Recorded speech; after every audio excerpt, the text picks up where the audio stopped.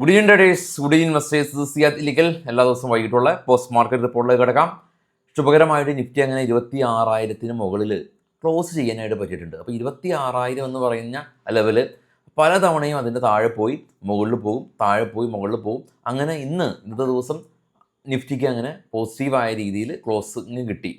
വോളറ്റിലായിരുന്നു, എന്നാൽ ഇന്നലത്തെ അത്ര വോളറ്റിലിറ്റി മാർക്കറ്റിൽ ഉണ്ടായിരുന്നില്ല. നിഫ്റ്റിയുടെ ചാർട്ട് ഒന്ന് കാണാം. മാർക്കറ്റ് ഓപ്പൺ ചെയ്തു രാവിലെ, അതിനുശേഷം ഒരു സ്ലൈറ്റ്ലി ഗ്യാപ്പ് അപ്പ് നമുക്ക് കിട്ടിയിരുന്നു. അതിനുശേഷം ഒരു പ്രോഫിറ്റ് ബുക്കിംഗ് കണ്ടു. പിന്നീട് നിഫ്റ്റി ഘട്ടം ഘട്ടമായിട്ടൊന്ന് കയറി.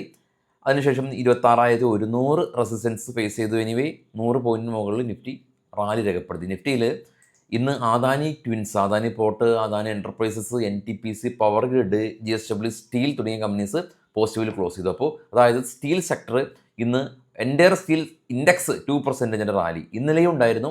സ്റ്റീൽ ഇൻഡെക്സ് പോസിറ്റീവിൽ ക്ലോസ് ചെയ്ത അതേ കാഴ്ച. ഡോക്ടർ റെഡ്ഡിയും കോളിൻ്റെയും M&M, എറ്റേണലും ഭാരത് ഇലക്ട്രോണിക്സും ആണ് പ്രോഫിറ്റ് ബുക്ക് ചെയ്ത കമ്പനീസ്. അപ്പോൾ ഇന്ന് പ്രധാനമായിട്ടും ഉള്ള ഒരു അപ്ഡേറ്റ്, പ്രസിഡൻറ്റ് ട്രംപ് പറയുന്നത് ഇന്ത്യയും US തമ്മിൽ ചർച്ചകൾ ഫൈനലൈസ് ആയിട്ടുണ്ട്. ഇന്ത്യ വീണ്ടും നമ്മൾ PM മോഡിനെ പുകഴ്ത്തി ഒരുപാട് കമൻറ്റുകൾ ഈ ട്രംപ് പറഞ്ഞിട്ടുണ്ട്. അപ്പോൾ ഇത് ഏഷ്യ പസഫിക് ഇക്കണോമിക് കോർപ്പറേഷൻ, ഈ APEC, ഈ ഒരു ബിസിനസ് മീറ്റിങ്ങിലാണ് ട്രംപിൻ്റെ ഭാഗത്തു നിന്നുള്ള ഈ ഒരു പോസിറ്റീവായിട്ടുള്ള കമൻറ്റ് പറഞ്ഞിരിക്കുന്നത്. സമാനമായ രീതിയിൽ കഴിഞ്ഞ ഞായറാഴ്ചയാണ് ചൈനയും US തമ്മിൽ ധാരണയായിട്ടുണ്ടെന്നുള്ള ഒരു കമൻറ്റ് നമ്മൾ കേട്ടത്. അതിനുശേഷമാണ് ഗോൾഡിലൊരു വലിയൊരു പ്രോഫിറ്റ് ബുക്കിംഗ് നമ്മൾ കണ്ടത്. എന്നിരുന്നാൽ കൂടിയും ഇന്ന് ഈ മ്യൂച്വൽ ഫണ്ട് കമ്പനീസിൻ്റെ എക്സ്പെൻസ് റേഷ്യോ കുറഞ്ഞു. അതുകൊണ്ട് തന്നെ മ്യൂച്വൽ ഫണ്ട് ബിസിനസ് ചെയ്യുന്ന കമ്പനീസായിട്ടുള്ള HDFC, AMC പോലെയുള്ള സ്റ്റോക്ക് ഇന്ന് 4% അടുത്ത് ഫോൾ രേഖപ്പെടുത്തി. കൂടാതെ നമ്മൾ ഇന്നലെ റിസൾട്ട് കണ്ട വരുൺ ബിവറേജ് നല്ല റിസൾട്ടിന് ശേഷം നല്ലൊരു 9% റാലി രേഖപ്പെടുത്തി. റിലയൻസും ആണ് ഇന്ന് നിഫ്റ്റീനെ പിടിച്ചു നിർത്തിയത്, 1% മുകളിൽ റാലി രേഖപ്പെടുത്തി. കൂടാതെ തന്നെ മികച്ച റിസൾട്ട് വന്ന സെയിലും M&M ഫിനാൻസ് പോലുള്ള കമ്പനീസും മിഡ് ക്യാപ്പ് സെക്ടറിൽ നല്ലൊരു മുന്നേറ്റം കൈവരിച്ചു. നിഫ്റ്റിയുടെ പെർഫോമൻസ് കണ്ടു. നമ്മൾ ഇനി ഗ്ലോബൽ മാർക്കറ്റ് കാണാം. ഏറ്റവും താഴെ ഇപ്പോൾ ട്രേഡ് ചെയ്യുന്ന 3 യൂറോപ്യൻ മാർക്കറ്റും പോസിറ്റീവാണ്. ഇന്ത്യ വിക്സ് ഇന്ന് 11.97, ജപ്പാൻ മാർക്കറ്റ് ഉയർന്നു, കൊറിയ, ചൈന, ഓസ്ട്രേലിയ മാത്രം 86 പോയിൻറ്റിൻ്റെ ഒരു ഇടിവ്. ഗോൾഡ് കാണാം, XAU/USD $72 ഉയർന്നു, ബ്രന്റ് ഓയിൽ 64, ബിറ്റ്കോയിൻ 1700 പോയിൻറ്റിൻ്റെ ഒരു ഇടിവ് രേഖപ്പെടുത്തി. അപ്പോൾ ഗോൾഡ് ആണ് താരം. ഗോൾഡ് ഒരു US ചൈനയും തമ്മിലുള്ള ട്രേഡ് ഡീലുകൾക്ക് ശേഷം ഗോൾഡിൽ ഒരു വലിയൊരു പ്രോഫിറ്റ് ബുക്കിംഗ് കണ്ടു. ഗോൾഡിൻ്റെ എല്ലാം തന്നെ പാറ്റേൺ നോക്കിയാൽ ഒരു ഡബിൾ ടോപ്പെല്ലാം തന്നെ ഫോം ആയിരുന്നു. അതിനുശേഷമായിരുന്നു ഒരു പ്രോഫിറ്റ് ബുക്കിംഗ്. എന്നാൽ ഒരു സിംഗിൾ ഡേ കൊണ്ട് ഒരു പ്രോഫിറ്റ് എടുത്തതിന് ശേഷം $72 ഒരു സിംഗിൾ ഡേ കൊണ്ട് ഗോൾഡ് ഫർദറായിട്ട് റാലി രേഖപ്പെടുത്തിയത് ഇന്ന്. അതായത് 1.82% ഇന്ന് ഗോൾഡ് റാലി രേഖപ്പെടുത്തി. വീണ്ടും ഇൻ്റർനാഷണൽ മാർക്കറ്റിൽ ഗോൾഡ് പെർ ഔൺസിന് $4,000 മുകളിൽ ക്ലോസിങ് കിട്ടിയെന്നുള്ളതാണ്. ഈ നിഫ്റ്റിക്ക് 26,000 എന്ന് പറയും പോലെയാണ് ഇൻ്റർനാഷണൽ മാർക്കറ്റിൽ ഗോൾഡ് $4,000 എന്ന് പറയുന്നൊരവസ്ഥ. എനിവേ ഗോൾഡിൽ ഇൻവെസ്റ്റ് ചെയ്ത ആളുകൾക്ക് ഇതൊരു നല്ലൊരു നേട്ടം തന്നെ കിട്ടിയിട്ടുണ്ട്. ഇനി നമുക്ക് കുറച്ച് സ്റ്റോക്കുകളുടെ വാർത്തകളിലേക്ക് പോകാം. നമുക്കറിയാം ഇന്ന് 45ഓളം കമ്പനീസിൻ്റെ റിസൾട്ട് ഉണ്ടായ ദിവസമാണ്. അപ്പോൾ റിസൾട്ട് അറിയാനും മറ്റുള്ള ഇൻഫർമേഷൻസ് കിട്ടാനുമായിട്ട് നമ്മുടെ ട്രേഡബിലിറ്റി ടാബ് ചെക്ക് ചെയ്യാം. ഈ വീഡിയോയുടെ ഡിസ്ക്രിപ്ഷനിലുണ്ട് ട്രേഡബിലിറ്റി ടാബിൻ്റെ ലിങ്ക്, നിങ്ങൾക്ക് അവിടെ നോക്കാവുന്നതാണ്. കൂടാതെ നമ്മുടെ ചാനൽ നിങ്ങളെല്ലാ ട്രേഡിംഗ് സുഹൃത്തുക്കൾക്കും ഷെയർ ചെയ്ത് കൊടുക്കുക, ഫ്രണ്ട്സ് ആൻഡ് ഫാമിലീസിനും ഷെയർ ചെയ്ത് കൊടുക്കുക. കാരണം മൊത്തത്തിലൊരു എക്കണോമിക് അവയർനെസ് ട്രേഡ് ചെയ്യാത്ത ആളുകൾക്കൊക്കെ ഉണ്ടാവുന്നത് നല്ലതാണ്. നമുക്ക് ഗ്ലോബൽ മാർക്കറ്റിൽ എന്ത് സംഭവിക്കുന്നു എന്നുള്ളതിനെ കുറിച്ചിട്ടുള്ളൊരു അവബോധം എസ്പെഷ്യലി പഠിക്കുന്ന കുട്ടികൾക്കൊക്കെ ഉണ്ടാവും. അപ്പോൾ അതുകൊണ്ടാണ് നമ്മൾ ഗ്ലോബൽ കാര്യങ്ങൾ നമ്മൾ കൂടുതൽ ഉൾപ്പെടുത്തുന്നത്.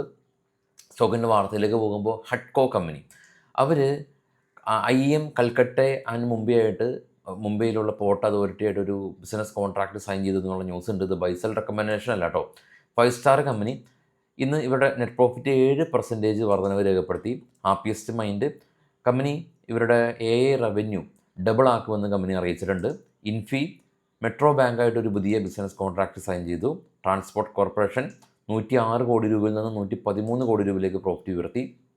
വിപ്രോ ഹെൻസെറ്റ്ബർഗായിട്ട് പുതിയ പാർട്ണർഷിപ്പ് സൈൻ ചെയ്തു. VST ഇൻഡസ്ട്രീസ് 47 കോടി രൂപയിൽ നിന്ന് 59 കോടി രൂപയിലേക്ക് പ്രോഫിറ്റ് ഉയർത്തി.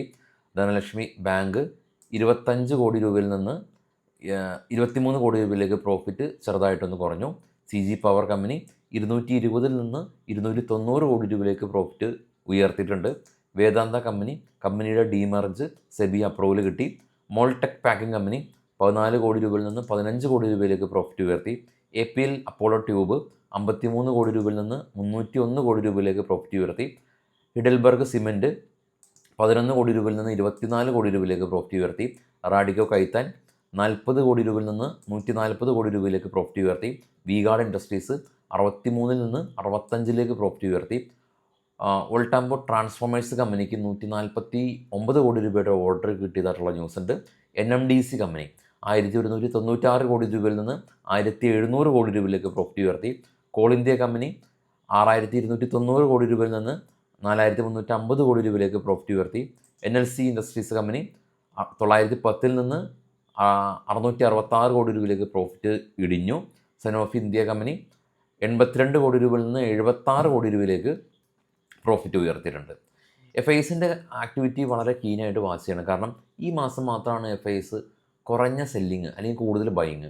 ഈ മാസം, അതായത് ഒക്ടോബർ മാസത്തിന് മുമ്പുള്ള 3 മാസവും FIS 43,000 കോടിക്ക് മുകളിൽ സെല്ല് നടത്തിയിട്ടുണ്ട്. 3 മാസം തുടർച്ചയായിട്ട്. ഈ മാസം നോക്കുമ്പോൾ FISൻ്റെ ഭാഗത്തുനിന്ന് അങ്ങനെ ഒരു കൂടുതൽ ബൈയിങ് ആണുള്ളത്. ബൈയിങ്ങിൻ്റെ ഫിഗർ കുറവാണെങ്കിൽ കൂടിയും ബൈ ചെയ്ത ദിവസങ്ങളുടെ എണ്ണം കൂടുതലാണ്. സെല്ല് ചെയ്ത ദിവസങ്ങൾ കുറവാണ്, പക്ഷേ സെല്ല് ചെയ്തിട്ടുള്ള ഫിഗറുകൾ കൂടുതലാണ്. പക്ഷേ ഓൾ ടുഗദർ നോക്കുകയാണെങ്കിൽ അവർ ഒരു 1000 കോടിക്ക് താഴെ മാത്രമാണ് സെല്ല് നടത്തിയിട്ടുണ്ടാവുക സാധ്യത. നമുക്ക് ഈ ഞായറാഴ്ച മാർക്കറ്റ് ഉള്ളിലേക്ക് പോകുമ്പോൾ കൃത്യമായിട്ടുള്ള ഡേറ്റ നമുക്ക് അനലൈസ് ചെയ്യാം. എന്നിരുന്നാലും കൂടിയും 1000 മുതൽ ഒരു 1500 കോടി രൂപയുടെ സെല്ലിങ് മാത്രമാണ് FISൻ്റെ ഒക്ടോബർ മാസത്തിലെ ആക്ടിവിറ്റി ഉള്ളത്. പക്ഷേ ഒക്ടോബർ മാസത്തിന് മുമ്പുള്ള 3 മാസങ്ങളിലും 45,000 കോടി രൂപക്ക് മുകളിൽ സെല്ല് നടത്തിയിട്ടുണ്ട്. അപ്പോൾ FISൻ്റെ ഭാഗത്തുനിന്ന് അവർ കഴിഞ്ഞ 3 മാസം കൊണ്ടും ഏകദേശം ഒരു 1,20,000 കോടി രൂപക്ക് മുകളിലാണ് അവർ സെല്ല് നടത്തിയിട്ടുള്ളത്. അപ്പോൾ ഇതൊരു ശുഭകരമായിട്ടുള്ളൊരു മാസമാണ്. അതുകൊണ്ടാണ് നമുക്ക് നിഫ്റ്റി 26,000 സസ്റ്റെയിൻ ചെയ്ത് നിൽക്കുന്നത്. പണ്ടത്തെ ഒരു അവസ്ഥയിലാണെങ്കിൽ ഓൾ ടൈം ഹൈയുടെ പരിസരത്ത് എത്തി. ഓൾമോസ്റ്റ് Q2 റിസൾട്ടിൽ ഇൻഡെക്സ് ഹെവി വെയ്റ്റ് സ്റ്റോക്കുകളുടെ റിസൾട്ടും വന്നു കഴിഞ്ഞു. നിഫ്റ്റീനെ മുന്നോട്ട് കൊണ്ടുപോകാനായിട്ട് Q2 റിസൾട്ടുകളുടെ കമ്പനികളുടെ കോൺട്രിബ്യൂഷൻ കുറവാണ്. പക്ഷേ സ്റ്റിൽ നിഫ്റ്റി 26,000 മുകളിൽ ക്രോസ് ചെയ്യാൻ പറ്റുന്നത് FISൻ്റെ ഭാഗത്തു നിന്നുള്ള സീവിയർ സെല്ലിംഗ് ഇല്ലാണ്ടാണ്. ഈ FISൻ്റെ ഭാഗത്തു നിന്നുള്ള സീവിയർ സെല്ലിംഗ് ഇല്ലാതെ തന്നെ മറ്റൊരു കാരണം ഇന്ത്യയും US തമ്മിലുള്ള ട്രേഡ് ഡീലുകൾ രമ്യതയിലേക്ക് വരുമെന്നുള്ളതാണ്. കാരണം ഈ ഒരു ട്രേഡ് ഡീലിൻ്റെ ആദ്യ ദിവസം മുതൽ നമ്മൾ കേൾക്കുന്നതാണ് ട്രേഡ് ഡീല്, താരിഫ്. അതൊക്കെ അതിൻ്റെ ഒരു പരിമിതിയുണ്ട്. മാർക്കറ്റിനെ താഴേക്ക് കൊണ്ടുപോകാൻ ഒരു പരിമിതിയുണ്ട്. അപ്പോൾ അതിൻ്റെ എക്സ്ട്രീം ലെവലിൽ എത്തിയിട്ടുണ്ട്. ഇനി ശുഭകരമായിട്ടുള്ള വാർത്തകളാവട്ടെ മാർക്കറ്റിൽ വരിക.